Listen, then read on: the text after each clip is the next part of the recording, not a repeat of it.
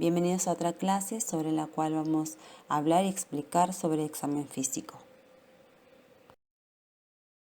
Para iniciar vamos a dejar en claro qué es el examen físico.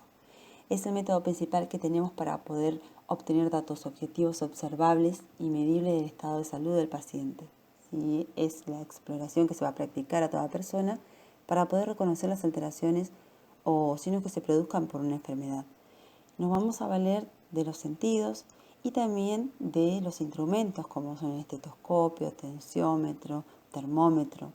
Esto nos va a ayudar a mejorar nuestra valoración de enfermería.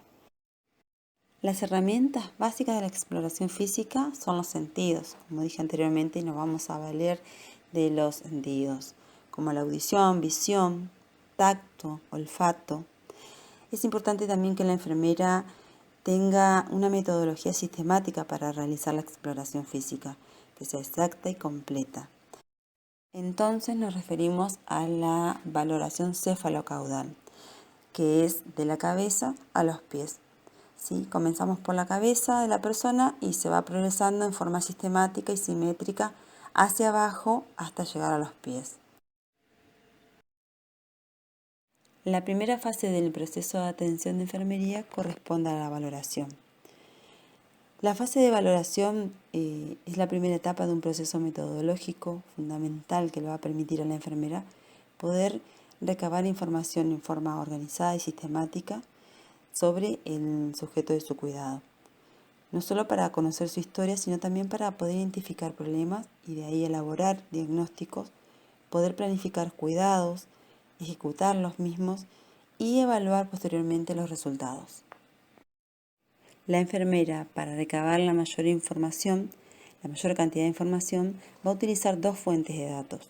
Una fuente primaria, que va a ser el sujeto del cuidado, la persona misma, y una fuente secundaria, que son registros, las consultas con integrantes del equipo de salud, algún familiar o alguna persona que sea cercana. Para la recolección de los datos de la fuente primaria, la enfermera va a utilizar los métodos básicos que son la entrevista, la observación y el examen físico funcional. En este último requiere de la enfermera que tenga conocimientos de la ciencia básica, como ser anatomía, fisiología, microbiología, nutrición, ¿sí? Y que tenga una buena comunicación, ¿sí? Que haga un vínculo esencial para poder realizar con éxito el examen físico.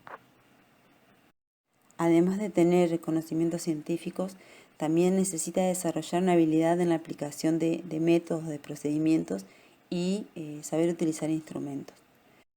Dijimos que en esta etapa de valoración la enfermera va a hacer una recolección de datos. Estos van a ser objetivos y subjetivos. Cuando hablamos de datos objetivos, nos referimos a los que son detectables, a los que podemos medir o comparar según un parámetro de referencia. Se puede ver, se puede oír, sentir, se puede oler, ¿sí? Y se va a obtener mediante la observación o la exploración física. Y cuando hablamos de datos subjetivos, nos referimos a los que la persona puede describir o solo esa persona puede verificar. Por ejemplo, decir que tiene dolor, ¿sí? O referir sentimientos de preocupación o decir que se siente débil cuando hace algún esfuerzo. Y luego de esta recolección de datos se va a hacer un análisis e interpretación de los mismos. Las técnicas del examen físico. Básicamente el examen físico consta de 4 técnicas, las que se van a realizar de forma sistemática y ordenada, de acuerdo al aparato o sistema a examinar. El orden de estas técnicas se deben invertir para no modificar o alterar la función fisiológica del órgano examinado. Para poder implementar las técnicas del examen físico, se requiere la utilización de los órganos de los sentidos, como son la vista, la audición, el olfato y el tacto. Las técnicas específicas para obtener los datos de la exploración física son la inspección, que en ella incluimos la observación, la palpación, percusión y auscultación.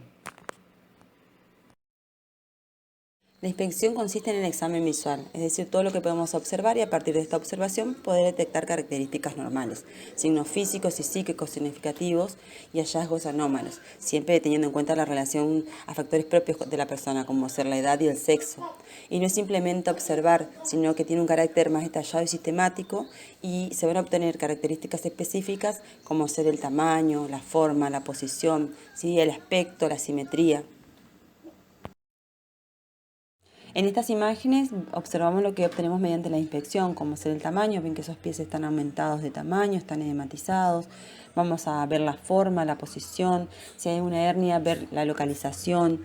En las manos, por ejemplo, con esa coloración azulada que se llama cianosidistal, ¿sí? Vamos a ver el movimiento, cómo es el color, si es pálido, rosado, el aspecto de las mucosas, el movimiento que presenta esta persona, si es coordinado, y la simetría de, por ejemplo, de pies, de manos, del tórax.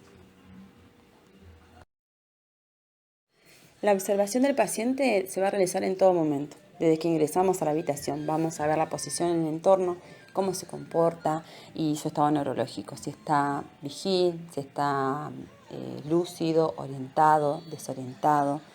Y vamos a realizar una inspección a conciencia por primera vez que vemos al paciente. Y si surge algún cambio, se va a hacer una nueva valoración. El mejor momento para poder realizar una inspección en profundidad es cuando se realiza una higiene. Entonces vamos a valorar zonas del cuerpo que el paciente tiene resguardada por pudor. Y el valorar continuamente a los mismos también va a desarrollar una capacidad de detectar anomalías más tempranamente. Habíamos hablado anteriormente de la valoración sistemática y organizada. En la inspección va a ser de orden cefalocaudal. También habíamos mencionado esto de que la valoración se hacía desde cabeza a pies. En conjunto vamos por regiones también. Por ejemplo, si observamos cabeza y cuello, vamos a ver el cabello, el cuero cabelludo, vamos a ver las orejas, los ojos, si hay presencia de secreciones en la nariz, las mucosas en la boca, y el cuello, el pulso carotidio, si también presenta cicatrices. Luego pasamos a la región del tórax, donde vamos a ver pecho y axilas, vamos a ver la simetría del tórax, palpación de las mamas, vamos a palpar las axilas en presencia de ganglios. Luego vamos a miembros superiores como brazos y antebrazos, la musculatura, presencia de pulso, color, temperatura. Vamos a ver las manos. También observando la coloración, si están tibias, presencia de pulso. En el abdomen vamos a observar si está globuloso, si presenta dolor, si hay alguna cicatriz, si hay alguna presencia de hernia. De allí pasamos a la pelvis, donde vamos a observar genitales, también presencia de secreciones, presencia de alguna cicatriz, el vello púbico. Luego pasamos a miembros inferiores, donde vamos a ver los muslos y piernas. También dijimos presencia de pulsos, la coloración, la musculatura.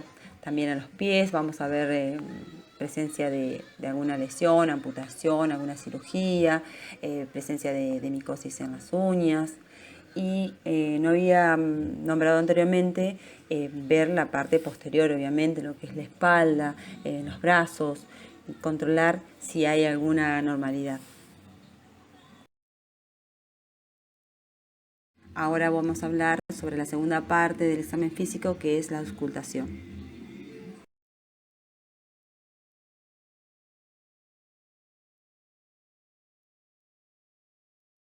Como observamos en la imagen, la auscultación tiene dos tipos.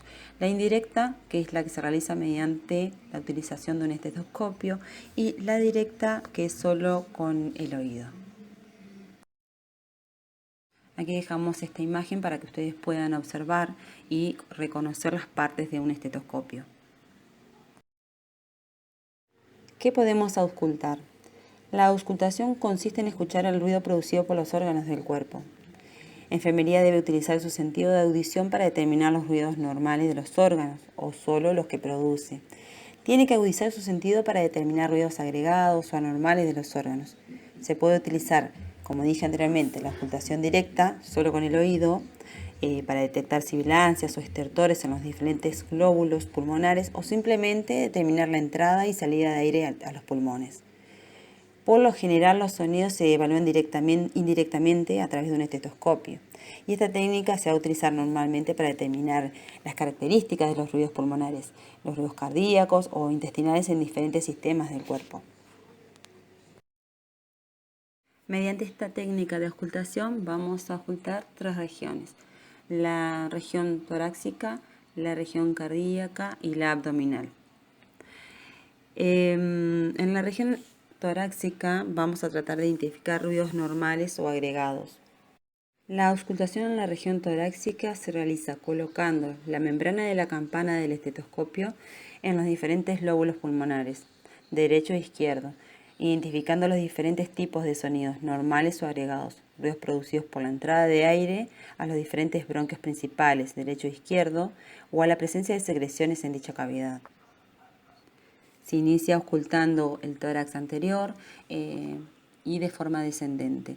Se va a auscultar la tráquea, luego el vértice del pulmón, el lóbulo superior, luego el lóbulo medio, el lóbulo inferior y las bases pulmonares. Y en el tórax posterior se va a iniciar desde el vértice del pulmón, el lóbulo superior, lóbulo medio, lóbulo inferior y las bases pulmonares. Se debe adquirir práctica en esta técnica y también tener conocimientos de anatomía para saber qué parte se está ocultando.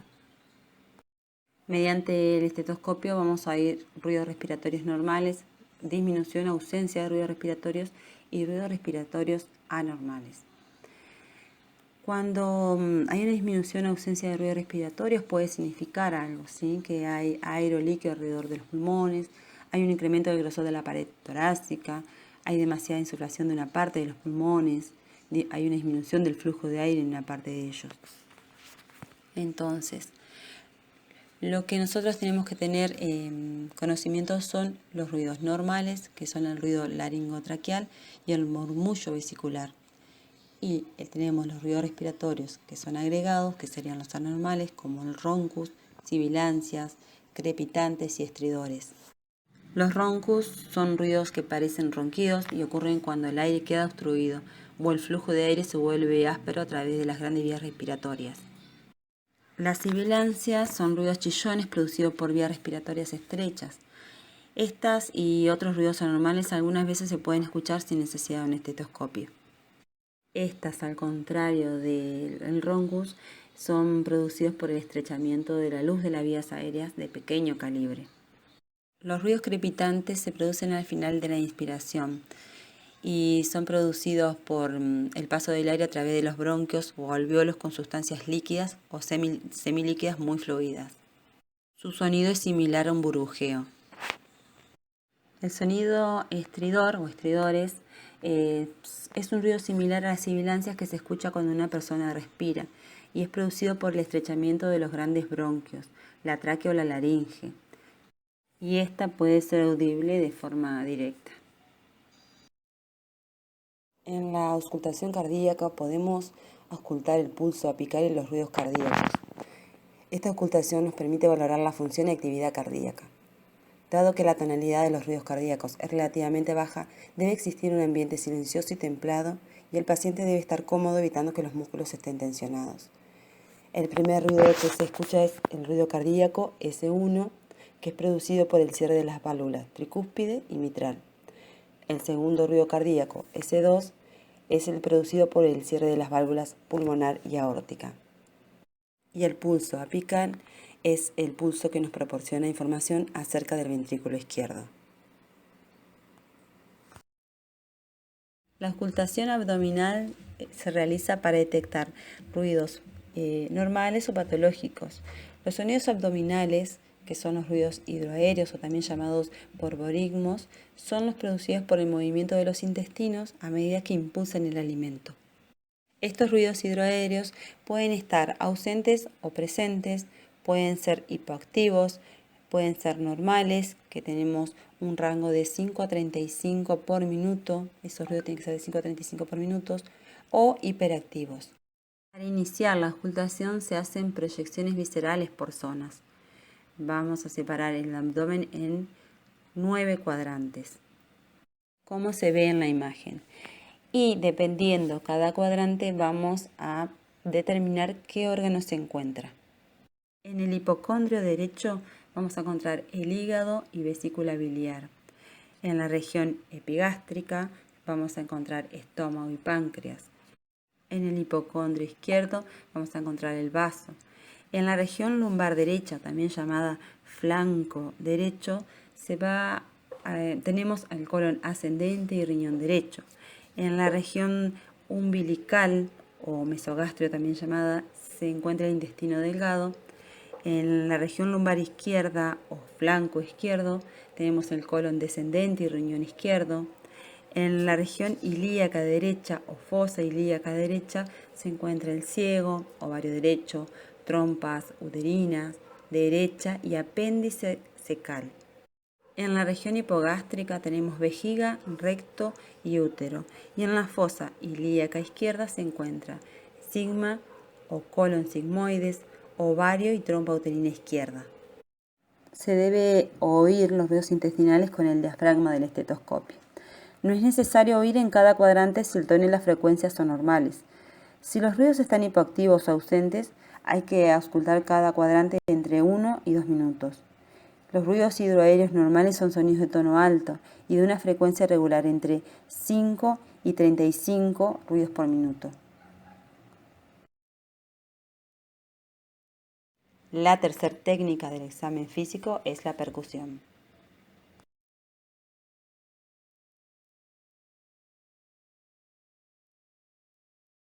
La percusión consiste en que enfermería puede realizar un golpe en la superficie corporal con uno o varios dedos para producir sonidos y así poder determinar el tamaño, densidad, bordes de un órgano, localización y límites. Hay dos tipos de percusión. La percusión directa, que se produce un golpe directamente sobre la superficie que se examina. Se efectúan golpes breves y precisos con la punta de los dedos de una mano, haciendo juego de muñeca de modo que la mano caiga libremente. Otra variante es la puño percusión, que en esto se aplica un golpe con la mano formando un puño y se efectúa para detectar si desencadena dolor, por ejemplo, en la parte posterior del riñón. La percusión indirecta se realiza apoyando un dedo al que se le denomina plexímetro, habitualmente es el dedo medio o el índice de la mano, y con la punta del dedo medio, que sería el dedo percutor de la otra mano, se van a efectuar golpes cortos y en series de 2 a 3 golpes sobre la articulación interfalángica distal o sobre la falange media o la distal del dedo plexímetro que había nombrado anteriormente. Este golpe se aplica en forma perpendicular al dedo plexímetro. ¿Qué podemos percutir?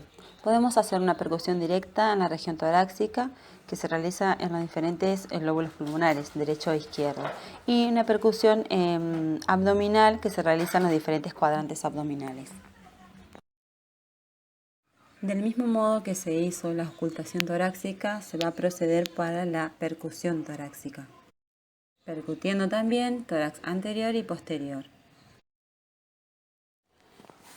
La percusión del abdomen en general tiene menos importancia que la palpación y se realiza con el paciente acostado boca arriba, es decir, en posición supino y por excepción en otras posiciones.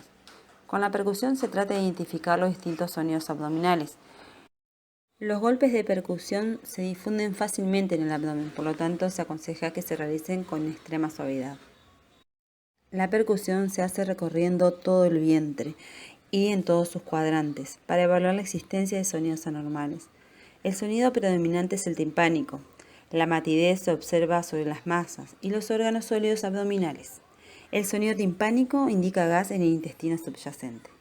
La percusión se va a realizar en todos los cuadrantes, en todas las regiones abdominales. Los sonidos que se producen con la percusión se describen como mates hipersonoros o timpánicos. Los sonidos mates o sordos hacen referencia cuando hay una presencia de masa sólida. El sonido timpánico es un sonido fuerte de alto tono obtenido al percutir sobre el estómago lleno de aire o en los pulmones. Y la presencia excesiva de aire, que es la hiperresonante. Ahora vamos a hablar de la última y cuarta técnica, que es la palpación. La palpación es la utilización del tacto para determinar las características de las estructuras orgánicas por debajo de la piel.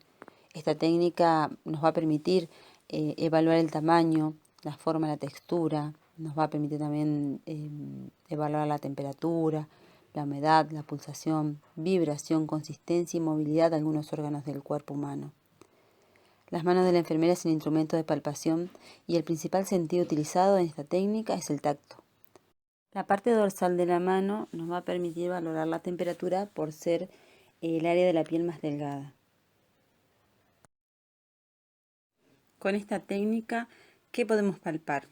Podemos hacer la palpación del tórax, costillas, bordes, el abdomen, si hay dolor a la presión, al soltar vísceras intestinales, borde hepático, vaso, vejiga, si hay presencia de globo vesical, pulsos periféricos, la aorta abdominal, inguinal, femoral, popliteos, tibial, posterior, pedios, podemos palpar las mamas.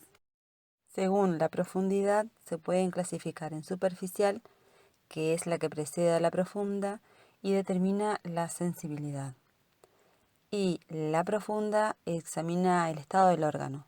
Se presiona en forma monobimanual entre 2 a 4 centímetros para determinar la forma, la posición, la turgencia y la consistencia del mismo. Según la técnica, que puede ser monomanual, que se utiliza una sola mano, bimanual con las dos y digital. En esta el procedimiento es el que se utiliza la presión con la yema de los dedos para determinar la consistencia de los tejidos y la extensión de las lesiones. En una palpación superficial se palpa sistemáticamente cada cuadrante o área de toda la pared abdominal con la palpación monomanual para detectar dolor, espasmo muscular o tumoraciones.